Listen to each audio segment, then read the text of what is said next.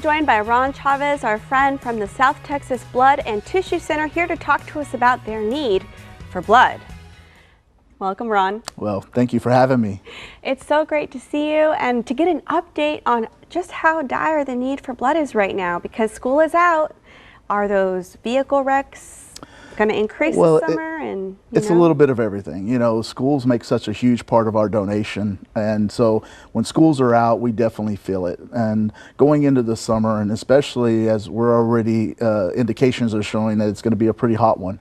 And so, you know, those factors, you know, people traveling and just, you know, living life and that, you know, continue to eat into the donations and stuff that we're needing each and every day. We need 600 units a day to meet our demands in South Texas. Every 3 seconds someone needs blood. And so this is just reality in that. And not only just here in Victoria, but the surrounding Victoria areas, you know, as far out as Port Lavaca, and then you get to your Cueros, DeWitts, and your Gonzaleses and everything. So this is just not just here in Victoria. The need is everywhere.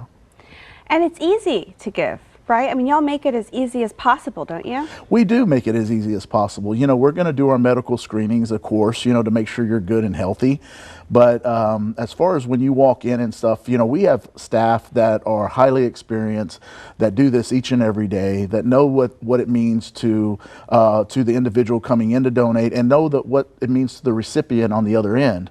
And so we make it very easy. You know, you come in with general good health questionnaires that we ask you, do a mini physical and that, and depending on what you're donating, if you're donating platelets, you may be, you know, with us for a little while, because it takes a little while to do platelets. Whole blood, you're looking at maybe 30 minutes and that. So we try to make the experience one that is enjoyable, not only for you, but for us too. You know, we get to know you, we get to know, you know, how you're involved in the community outside of blood donations and that. So it's just a good opportunity for us just to really mingle and to get to know other people here in Victoria and that.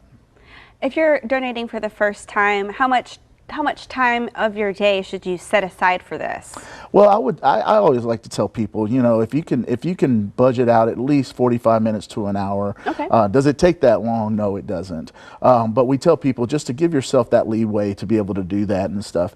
You know, we do understand that people have other things that are happening in their lives daily. We do understand that completely, you know, whether it be work or whether it be, you know, involved with running your kids around. You know, I've been there. But we're asking you just to take a little time to know that your donation saves 3 lives. I mean, and that is the honest truth. So if you could find that time and make that commitment, it benefits our community in so many ways and that. And really, it's our way of being able to touch each other in the most giving way possible. You're giving a piece of yourself to someone else. And I can't say enough to those that do it. When people do come in for the first time, do you see them return often? We do. Our retention rate is pretty good in that. What we're hoping to do is make the experience one that is enlightening to them, because they're imprinting, and that's what they're doing. They're setting an imprint to their community. They're saying, hey, we're going to be here, and that we want you to remember us. We want to be able to help those and stuff. So every time they come in, they imprint on their community and that, and we really enforce that to let them know how important they are. And by doing that, we're hoping and we continue to have lifelong donors. Well, being in a rural community, I know we're the big city and surrounded by smaller towns. Right. But for rural Texans, how big of an impact does this make in the fight against blood shortages? Well, you know, 30% of our draw goes towards cancer patients and that. A lot of people don't know how much goes to fighting that disease and that.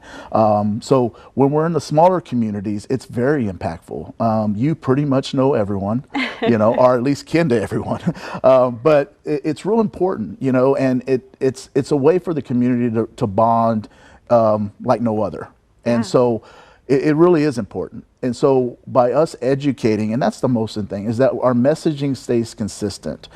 We want to let everyone know that there is a need. We've seen shortages in our area since COVID. We are slowly but surely rebounding. But it takes time. It takes time to re-educate people. You know, everyone went secular after COVID. you know. So now we're regrouping. Yeah, I don't even go out to dinner anymore. Yeah, it's regrouping. It's really us getting back out there and stuff, and recognizing each other, recognizing the community and the needs that are out there. Yeah, and reconnecting with the community. Exactly. And giving back. And giving back. That's why, you know, coming on today with you, or working with KVIC 104.7 with Joe Fryer and them, or the Advocate, or any of these institutions, working with you guys to help us in our messaging is so important, especially to your rural areas, because they're so small, right?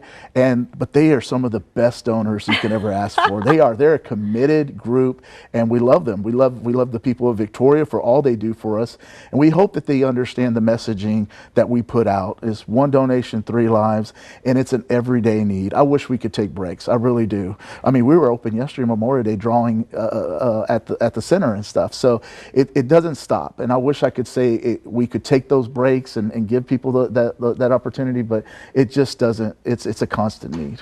Well, it's great to have you on to spread that message. Thank you so much, Mr. Chavez. Well, I appreciate the opportunity and encourage everyone this summer to please get out, support South Texas Blood and Tissue, but most important, support each other. Thank you so much. Thank you. All right, coming up, don't go anywhere. More Community Crossroads. We'll be right back.